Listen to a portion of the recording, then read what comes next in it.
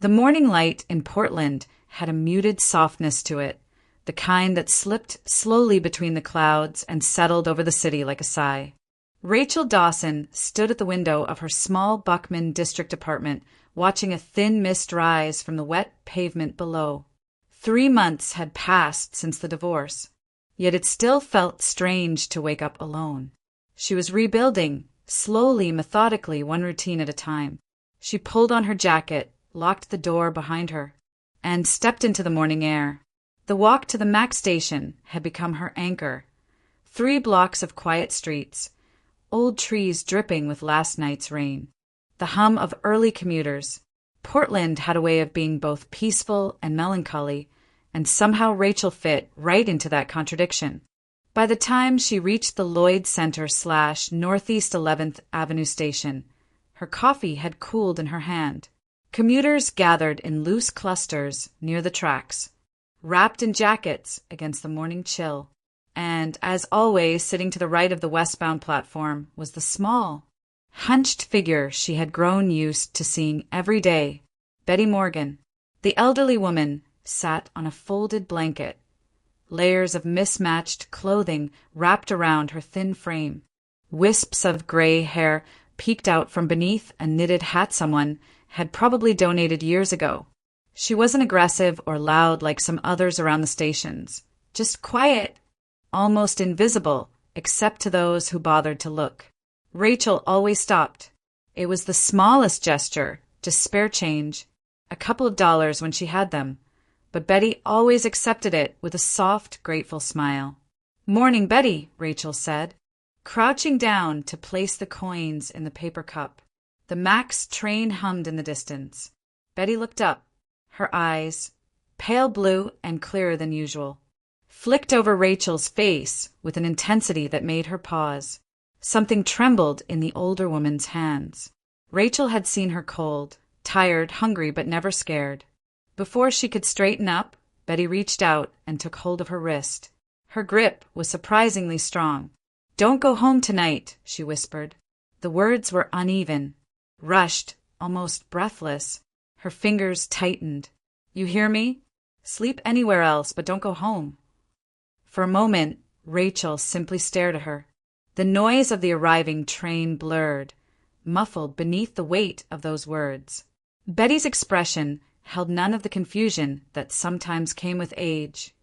No drifting gaze. No scattered thoughts. Just fear. Raw, urgent fear. "Betty, what?" Rachel began, but the woman shook her head sharply. "Please," she whispered, barely audible. "Don't." The train doors slid open behind them. People stepped out, others filed in, as if nothing extraordinary had happened. Rachel swallowed, her pulse quickening. This wasn't like Betty. This wasn't like any morning before. She gently released the woman's hand, offering a shaky smile she didn't quite feel. "Maybe she's confused," she told herself as she stepped onto the train. "Maybe it's just one of her bad days." But as the train pulled away from the platform and Betty's small figure blurred past the window, a chill crept down Rachel's spine. Quiet, persistent, impossible to shrug off. Something was wrong, and no matter how she tried to rationalize it, the warning followed her all the way into downtown Portland. Downtown Portland was just beginning to stir when Rachel stepped off the Max and crossed toward the narrow brick building where Hale and Partners Consulting kept its small office.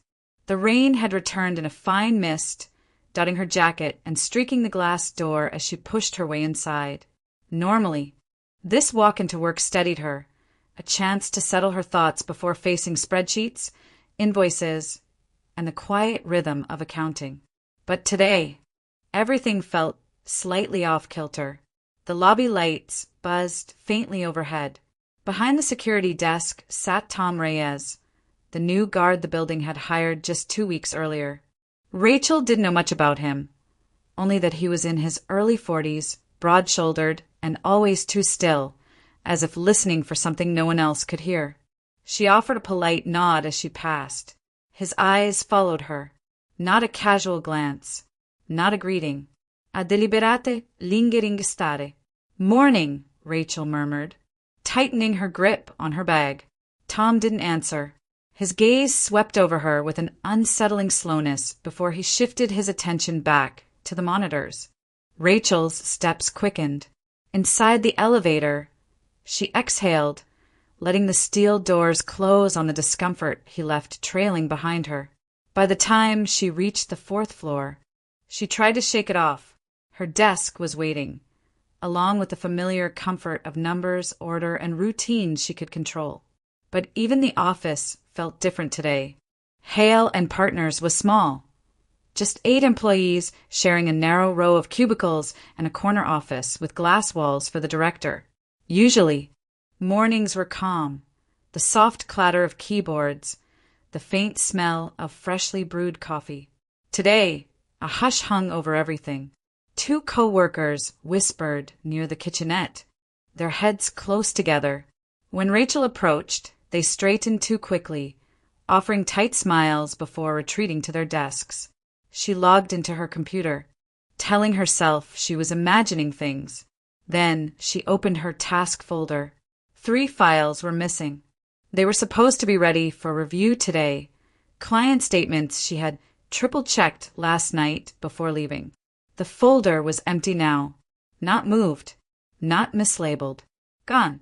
Rachel frowned, clicking through directory after directory. She hadn't deleted them. No one should have had access to her drive.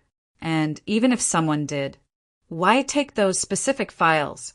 Her pulse began to climb, that same cold prickle she felt at the station tightening inside her chest. She stood and walked to the copy room, scanning the desk she passed. Everyone looked tense, eyes a little too alert, voices a little too low. Even Victor Hale, the director, paced behind his office glass, talking sharply into his phone. Something was happening here, something she wasn't supposed to see. She returned to her desk and tried to focus, but Betty's voice, trembling and urgent, threaded through her thoughts. "Don't go home tonight. Sleep anywhere else, but don't go home." Rachel rubbed her palms together, suddenly cold despite the heater humming beneath her desk. Missing documents, co-workers whispering, Tom Reyes watching her like a shadow waiting for a signal. It was all coincidence. It had to be, but the unease in her stomach twisted tighter with each passing minute. She leaned back in her chair, pretending to read the screen as she watched the office around her shift and churn with quiet, nervous energy. Something was wrong at Hale and Partners. She could feel it. And Betty's warning no longer felt like the ramblings of an old, frightened woman. It felt like a countdown. By the time Rachel stepped out of the office, the sky had already slipped into a dull gray, the kind that pressed low over Portland and made the streetlights flicker on earlier than they should. She pulled her jacket tighter around herself as she walked toward the intersection on Any Grand, waiting for the crosswalk signal to change. Rush hour traffic churned around her. Buses hissing to a stop, cars rolling past in slow waves, horns echoing faintly in the distance. Her apartment was only a 15-minute ride away. Normally, she would take the Max, grab something simple for dinner, and unwind in the little space she'd been trying to rebuild into a home after the divorce. But tonight, she stood at that corner like someone rooted to the pavement, because Betty's voice wouldn't leave her. "Don't go home tonight. Sleep anywhere else, but don't go home." Rachel swallowed, trying to steady her breathing. It was ridiculous. She couldn't rearrange her entire life around a frightened whisper from a woman living on the street. But the anxiety sitting at the base of her spine hadn't eased all day. Not after the missing files. Not after Tom's unsettling stare. Not after watching her co-workers move like they were all waiting for something to crack open. The signal turned white. People crossed. Rachel didn't move. Her hand drifted into her bag, fingers brushing her phone. She hesitated for a long moment, then finally pulled it out. A few taps later, she booked the cheapest room she could find, an old hostel near West Burnside, a place she'd passed 100 times but never considered staying in. Faded sign, questionable plumbing, $29 a night. But it wasn't her apartment, and something inside her whispered that was the only thing that mattered. She rode the Max across the river, keeping her head down, feeling a wrench of embarrassment every time she thought about the decision she was making. Maybe she was overreacting. Maybe she'd wake up tomorrow and laugh at herself for treating a warning like an omen.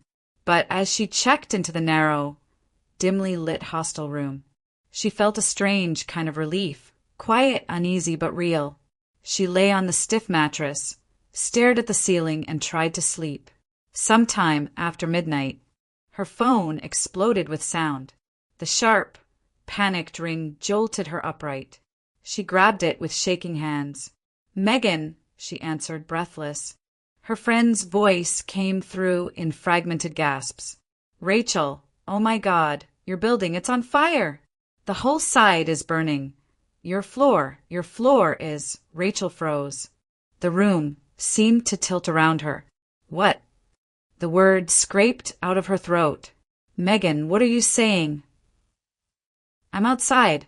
I can see it. Flames everywhere. People running, Rachel. You need to come." The phone nearly slipped from her hands. She was already moving, shoving her shoes on, grabbing her bag, sprinting down the narrow hostel stairs. The cold night air slapped her as she ran toward the Max stop, lungs tight, legs trembling so hard she could barely steady herself. When she arrived, she saw it before she even reached the crowd. The building she'd lived in, her small, quiet refuge, was a tower of smoke and orange light. Fire trucks crowded the street, hoses blasting upward in violent streams. Flames licked out of the windows of the fourth floor, her floor, roaring against the dark sky. Neighbors stood wrapped in blankets, faces streaked with tears and soot. A woman she recognized from the apartment next to hers sobbed uncontrollably as paramedics checked her burned hands. Another man sat on the curb, shaking violently, whispering, "I couldn't breathe. I couldn't breathe." Rachel stared, numbness flooding her veins. If she had gone home, if she had brushed off that warning, if she had followed her routine the way she always did, she wouldn't be standing here. She would be inside that burning building, on that floor, in that smoke, alive one moment, gone the next. Her knees buckled. Megan caught her before she hit the pavement, pulling her into a desperate embrace. "You're okay," Megan whispered, voice breaking. "You weren't there. You're okay." Rachel looked at the flames clawing through her home, everything she owned, every piece of the life she'd been trying to rebuild, turning to ash. And for the first time since Betty grabbed her wrist, Rachel understood. The warning hadn't been paranoia.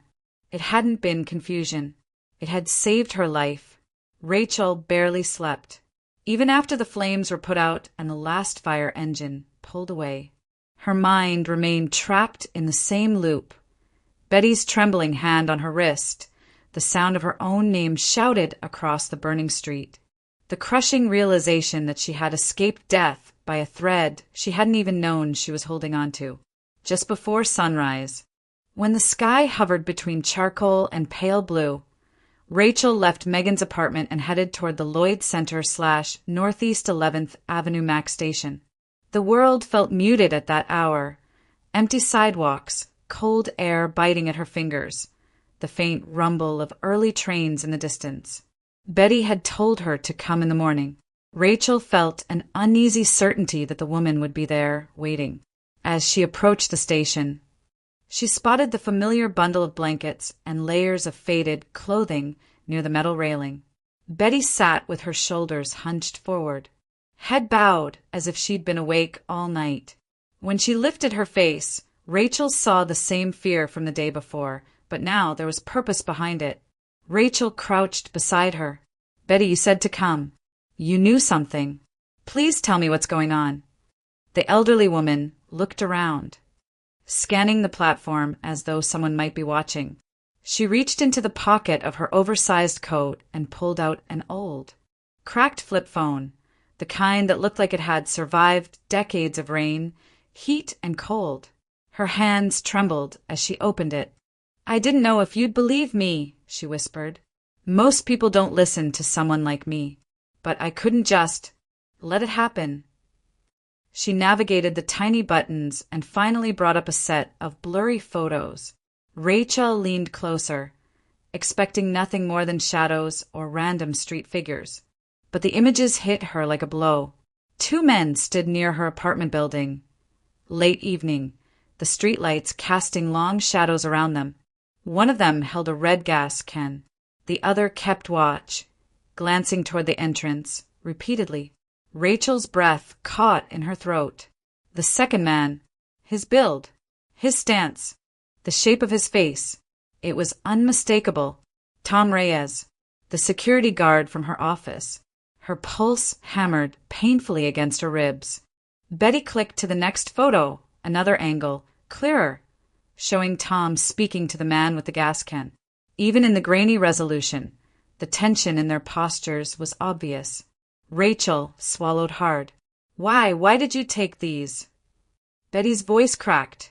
"Because I heard them. I was sitting behind the dumpster by the loading dock. They didn't see me. They talked about you." She wiped her nose with the back of her sleeve. "The taller one said you saw too much. And the other, your guard, he said you won't be a problem after tonight." Rachel felt the world tilt around her. The ground, the platform, the cold morning air, nothing felt real. Betty touched her hand gently. "I knew they meant to hurt you. I knew it. So I waited. I waited for you the next morning. I prayed you hadn't gone home." Rachel's chest tightened, a slow, rising ache she couldn't contain. The fire, the missing files, the stairs, the tension at work. Everything snapped into brutal clarity. It hadn't been an accident. It hadn't been a freak electrical spark or a kitchen fire gone wrong. It had been planned, engineered, carried out. They had tried to kill her. Rachel closed her eyes, a tremor running through her as the truth rooted itself deep inside her bones. When she finally opened them again, the sunrise had spilled across the station, washing everything in pale gold. But nothing felt brighter, nothing felt safe, and nothing would ever be the same again. The Portland Police Bureau on Southwest 2nd Avenue felt colder than the weather outside. Rachel stood in the lobby, clutching Betty's battered flip phone in one hand and her own trembling fingers in the other. Her clothes still carried the faint smell of smoke from the night before, an unshakable reminder of just how close she had come to never seeing another sunrise. A uniformed officer led her down a narrow hallway to a small interview room. Its fluorescent lights buzzed overhead, illuminating a metal table, 2 chairs, and nothing else. She sat, trying to steady her breathing. A few minutes later, the door opened. A tall, broad-shouldered man with dark hair stepped inside, a file tucked under his arm. He introduced himself with a calm, steady voice. "Detective Brian Whitmore. You're Rachel Dawson." She nodded. "Yes. Thank you for seeing me." He sat across from her, folding his hands on the table. "The officer outside told me you believe last night's fire wasn't accidental." His tone wasn't skeptical, just thorough, professional. "I'd like to hear everything." Rachel inhaled shakily and began from the beginning. Betty's warning at the Mac station, the missing files at work, the way Tom Reyes watched her. And finally the photo evidence Betty had shown her that morning. Whitmore listened without interrupting, though his expression grew more focused with every detail. When she slid the old phone across the table, he examined the images carefully, enlarging them with a slow, deliberate thumb. "You're positive this man is your building's security guard?" he asked, tapping the image of Tom's face. "Yes. I see him every morning when I walk into work," Rachel replied. "That's him." Whitmore nodded, and there was something in the way he leaned back, something that told her this wasn't the first troubling report tied to Hale and Partners. "Has anything unusual happened at your workplace recently?" he asked. Rachel hesitated. 3 files I completed disappeared from my drive yesterday, and people were acting strange. whispering, avoiding eye contact. The whole office felt wrong. Whitmore jotted a few notes. And these files, were they tied to large transfers or high-value accounts? She blinked. Yes. 2 of them were part of an audit review. The numbers didn't add up. That was the first moment she saw it, the tiny shift in Whitmore's eyes, a spark of recognition that told her she had just confirmed something he already suspected. He closed the folder. Ms. Dawson, I'm going to be very direct with you. His voice softened, but the seriousness behind it sharpened. Do not go back to Hale and Partners for the time being. Rachel felt her stomach drop. Is it that dangerous? I don't know yet, Whitmore said. But something is happening inside that company, and the individuals involved may be willing to eliminate anyone who becomes an inconvenience. The timing of your concerns and last night's fire is significant. She gripped the edge of the table. So you believe me? Yes, he said plainly. And I believe you're not safe around these people. The words settled heavily between them. Whitmore promised to confiscate the phone, secure the images, and open a full investigation into both the fire and Hale and Partners. He arranged for her to receive updates and emphasized again that she should avoid contact with anyone from work until further notice. When Rachel stepped back onto the street, the weight of the truth pressed against her ribs, not crushing but clarifying. She called Megan immediately, and without hesitation. Her friend insisted she stay with her as long as necessary. That night, in Megan's spare room, Rachel lay awake, staring at the ceiling. The fear hadn't disappeared, but now it had shape, purpose, direction, and for the first time since the fire, she wasn't running blindly. Detective Whitmore was looking into the darkness for her, and what he would uncover next would change everything. Detective Whitmore kept his promise. Less than 24 hours after Rachel filed her report, he was standing in his shared office at the Portland Police Bureau, staring at a set of financial printouts that made his jaw tighten. What began as a suspicious fire had grown into something far larger, something with patterns, accounts, and a structure that didn't resemble a legitimate consulting firm at all. Hale and Partners, the quiet 8-person office that Rachel had worked in for almost a year, was not what it appeared to be. Whitmore spread the documents across his desk. Several were subpoenas he had rushed through overnight. Others were public records tied to corporate filings. All of them pointed to one disturbing conclusion. Hale and Partners was a front, a shell company, a money-cleaning pipeline disguised as a modest accounting firm. He leaned closer to the papers Rachel had identified in her statement, the missing ones. Each file showed irregular transfers routed through layers of tiny LLCs registered in Nevada and Wyoming. On their own, the transactions looked like clerical noise. But together, they formed a laundering chain. Funnel, scrub, disperse. Millions moved quietly, disguised as consultation payments. It was the kind of scheme that stayed invisible unless someone got close enough to see the math didn't make sense. Someone like Rachel. Whitmore exhaled slowly. No wonder those specific files vanished from her drive. No wonder the atmosphere at her office felt tense. No wonder the people around her had behaved like they were waiting for a bomb to go off. He rubbed the bridge of his nose, then picked up his phone. Rachel was in Megan's kitchen, trying to drink a cup of coffee she couldn't seem to taste when Whitmore called. She put him on speaker, and Megan hovered nearby, arms folded tightly across her chest. Ms. Dawson, Whitmore began, I need to walk you through what we found. His voice was steady, but Rachel sensed the weight beneath it. We accessed Hale and Partners' internal structures this morning. It's not a typical accounting firm. It's a cover operation for a shell corporation tied to an interstate laundering scheme. Rachel blinked, unsure she'd heard him correctly. Laundering? As in criminal laundering? Yes, Whitmore said. Significant sums. Multiple states.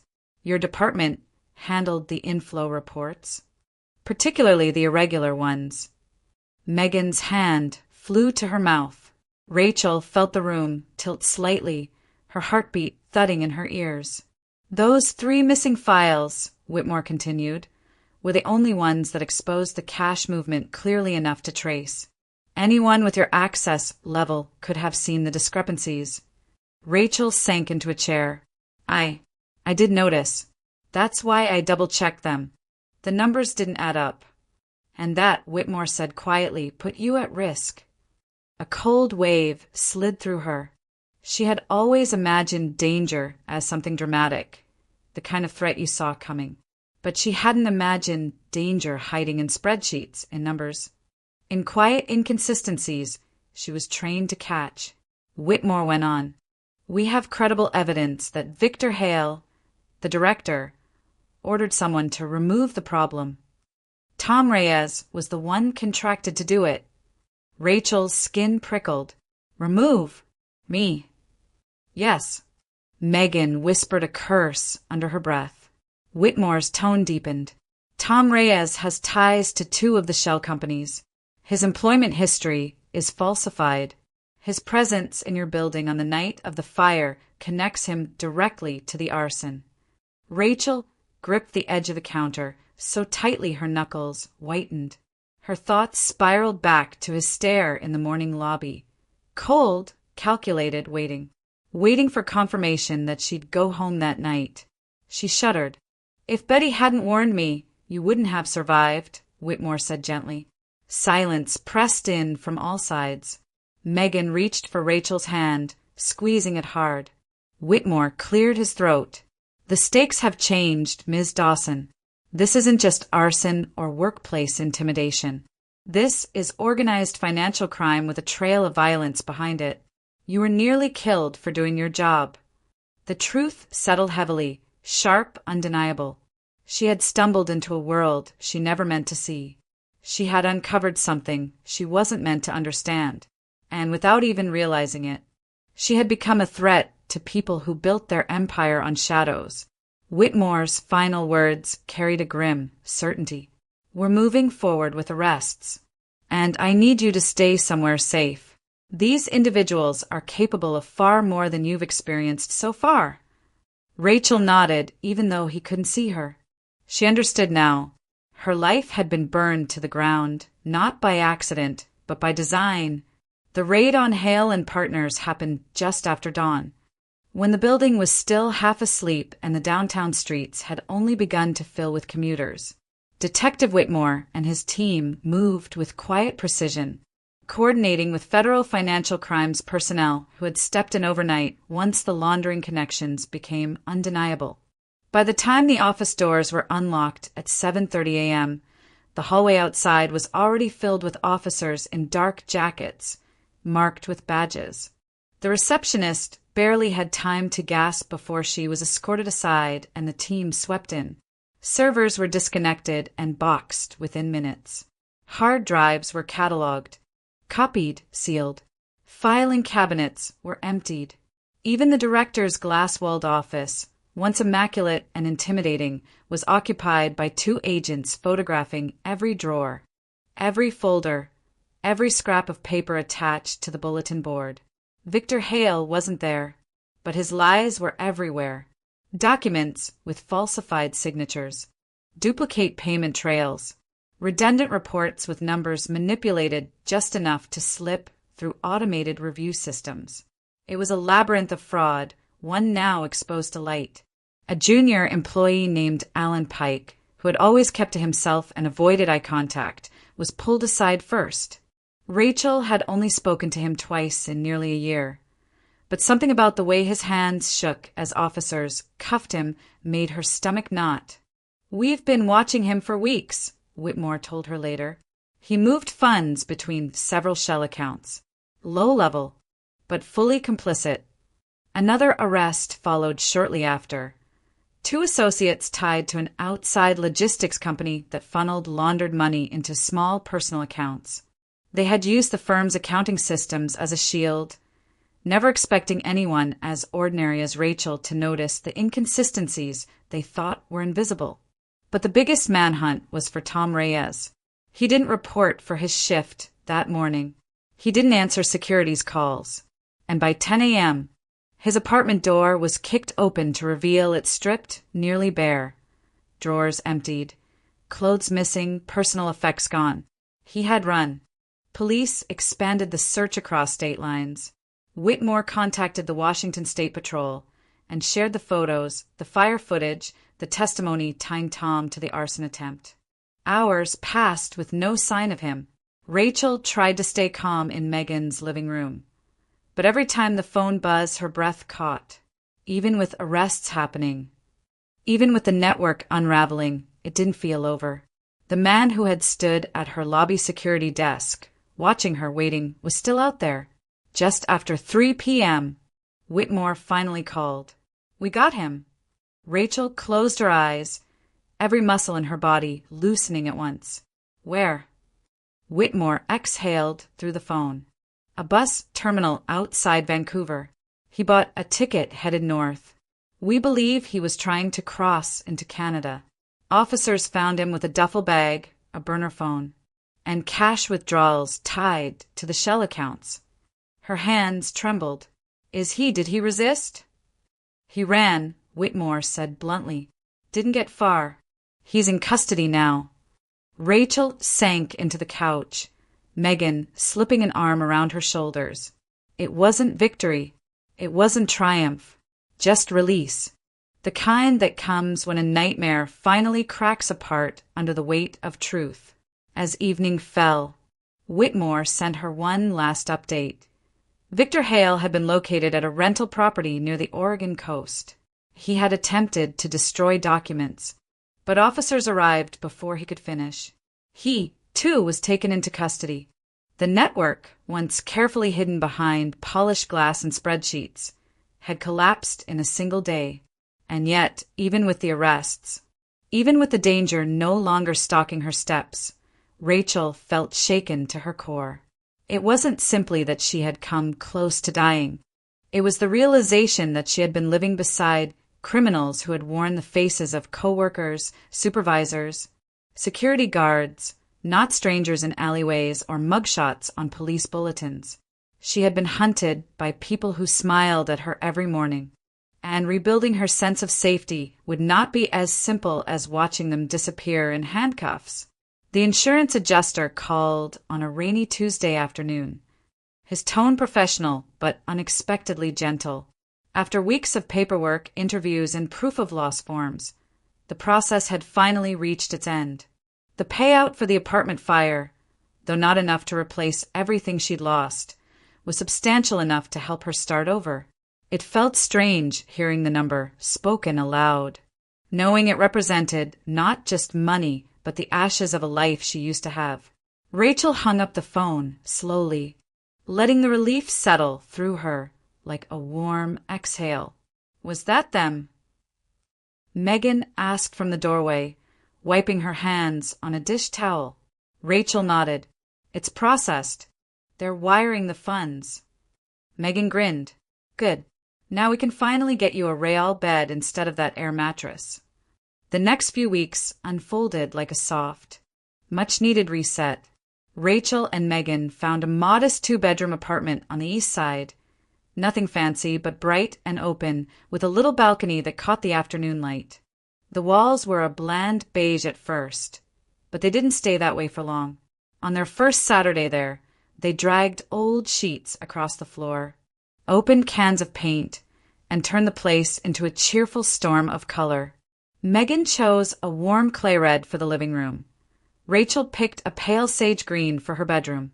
They played music loud enough to echo down the hallway, dancing with paint rollers and laughing when they inevitably dripped color onto their clothes.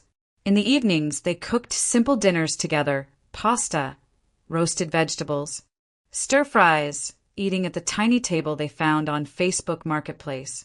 Sometimes they stayed up late talking about everything and nothing. Other times, they simply existed in quiet companionship, the soft hum of safety between them. Rachel found a part-time remote position helping a small nonprofit clean up their financial records. It wasn't glamorous, and it didn't come with benefits. But the work was honest and steady, and it kept her mind grounded. It also felt good, healing, even, to look at numbers without fearing what secrets they might hide. Slowly, she began to breathe normally again. Slowly, the tight feeling in her chest eased. Slowly, the shadow of the fire and the attempted murder faded from her nights. She still woke up sometimes expecting to smell smoke. She still flinched when she walked past men who resembled Tom Reyes. But the panic didn't control her anymore. The nightmares grew fewer. The mornings grew brighter. And the apartment, this small, imperfect home she and Megan had built from scratch, became something warm, real, and deeply hers. It echoed the feeling from the moment in the original text. The apartment became truly cozy. Irina felt she had finally found stability. Rachel felt that now. Stability, tentative but unmistakable. A life no longer built on fear.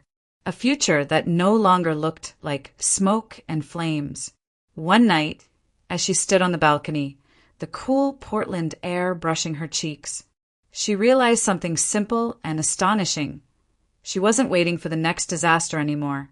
She was living again, building again, healing piece by piece, in a place that finally felt like her own. As Rachel settled into her new life, one thought kept circling back to her, Betty. The woman whose trembling voice had saved her life. The woman who had risked everything, even her own fragile safety, to warn her. Weeks had passed since the fire and the arrests, yet Rachel hadn't seen her at the Mac station, the spot where Betty usually sat next to the metal railing. Wrapped in layers of worn sweaters, had been empty every time Rachel passed by. There was no paper cup, no blanket, no familiar silhouette. One cold morning, she finally decided she couldn't wait in uncertainty any longer. She headed for the homeless outreach station near Old Town, the place where Betty sometimes went to warm up or get a free meal. Inside, the smell of coffee and detergent lingered in the air. Volunteers bustled around serving breakfast, handing out toiletries, sorting clothing donations. "Excuse me," Rachel asked a worker behind the counter. "Do you know a woman named Betty Morgan? Older, small frame, gray hair. Usually sits near the Max line." The volunteer's face brightened. "Yeah, Betty's here today. She's in the back, warming up." Relief flooded Rachel, so quickly she nearly exhaled in a laugh. She followed the volunteer to a room with plastic chairs and folding tables. And there she was, Betty, sitting with her hands wrapped around a styrofoam cup, her shoulders hunched, but her eyes alert as ever. When she saw Rachel, her face softened into a surprised, almost shy smile. "I wasn't sure I'd ever see you again," Betty said quietly as Rachel approached. "You saved my life," Rachel replied, taking the chair beside her. "The least I can do is check on you." They talked for a long while about the fire, about the arrests, about the new apartment. When Rachel gently asked how Betty was doing, the older woman shrugged. "I get by," she murmured, "but it's been harder lately. Cold nights, you know. They get to you." Rachel looked at her, really looked at her. The thinness beneath the jackets, the persistent tremor in her hands, the exhaustion in her bones. And a thought formed, clear, steady, undeniable. "Betty," Rachel said softly, "how would you feel about moving somewhere warm? Safe?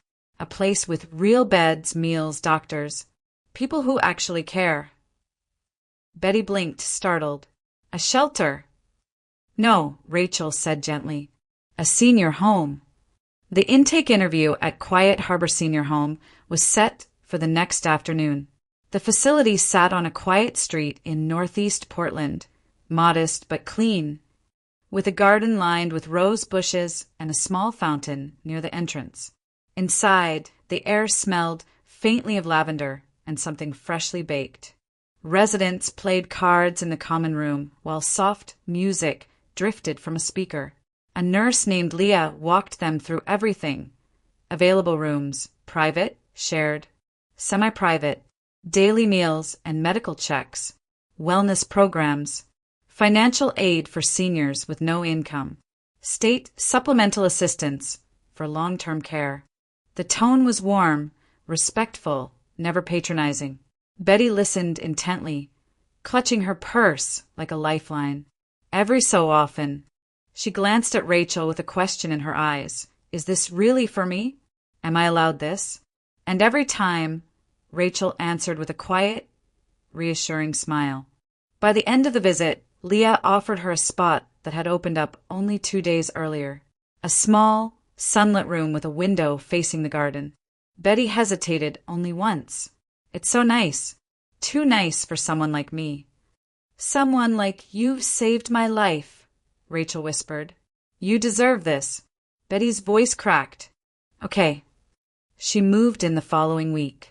The transformation was almost immediate. Within days, she gained color in her cheeks.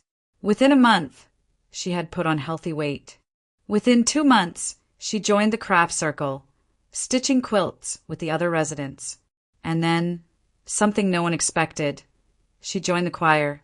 Her thin, wavering voice blended with the others during practice every Thursday evening. She laughed more. She walked steadier. She began introducing Rachel to the staff with a proud, beaming smile. This is the girl who saved me back. My angel. Every visit warmed something in Rachel she didn't realize had grown cold. Quiet Harbor wasn't just a facility.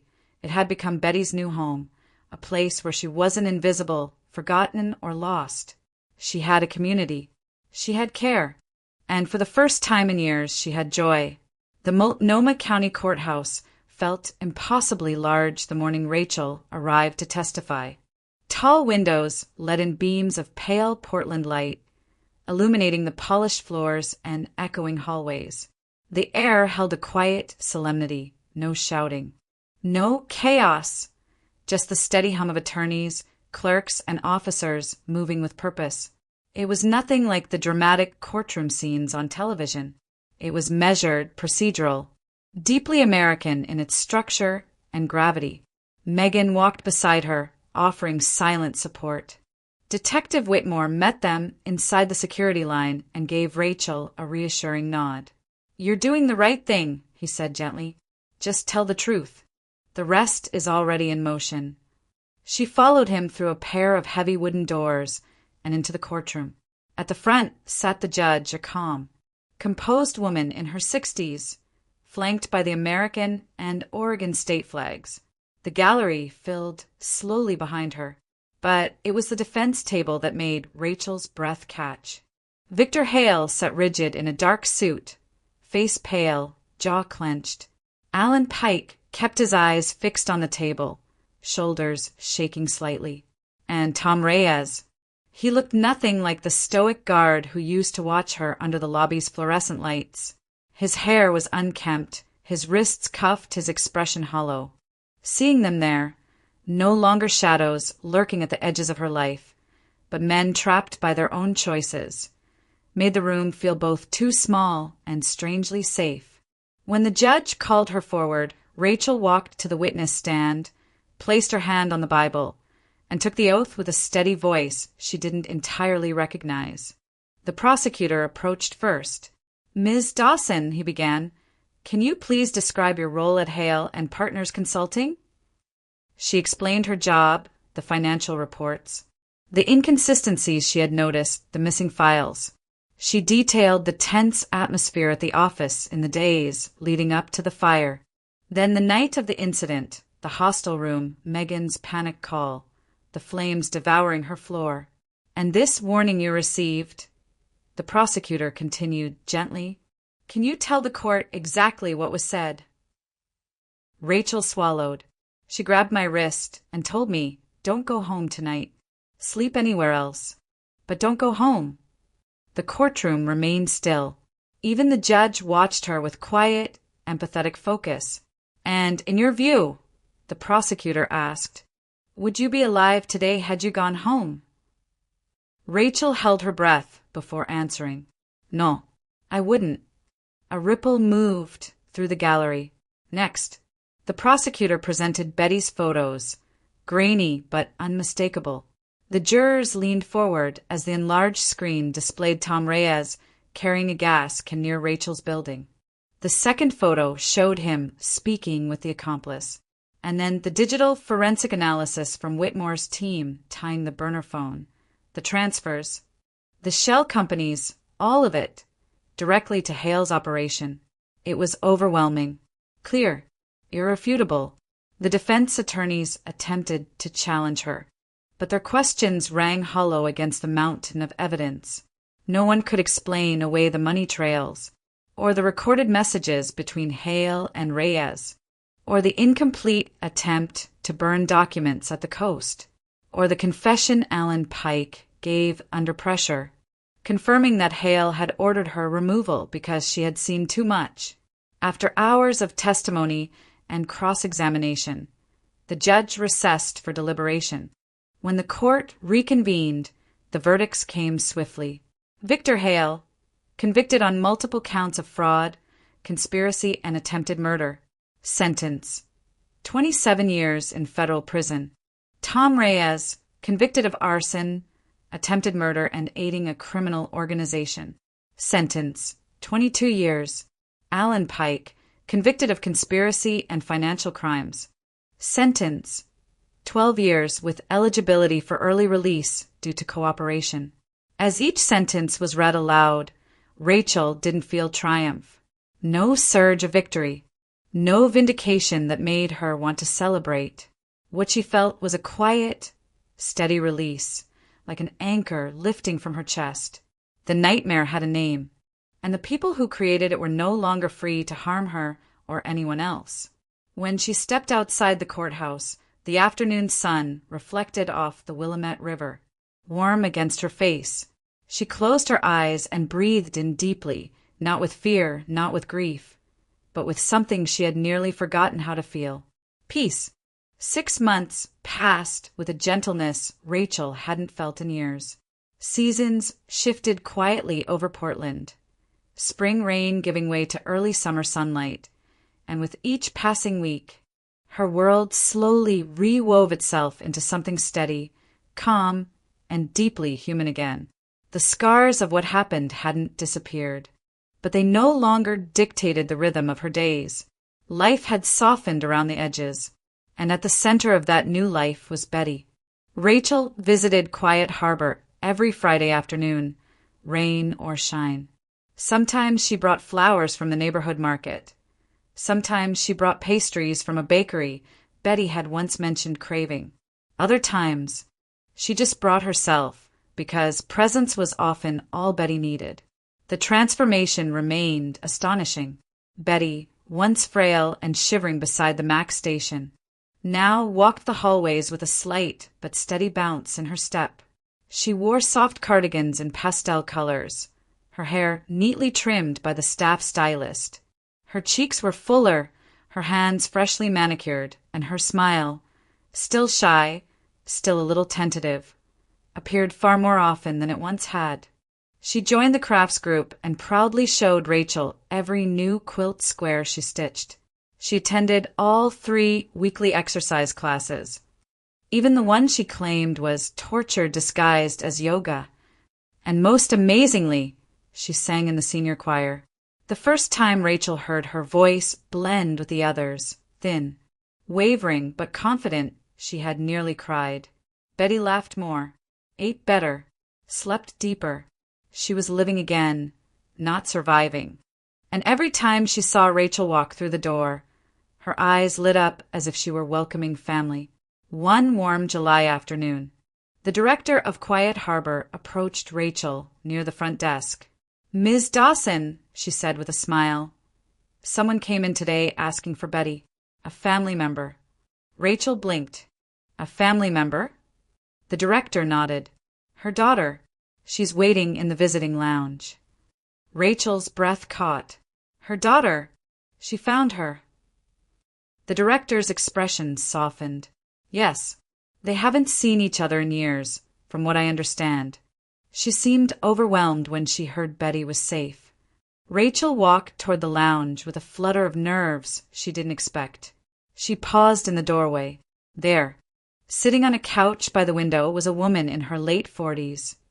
Dark blonde hair pinned back neatly, hands anxiously twisting a tissue in her lap.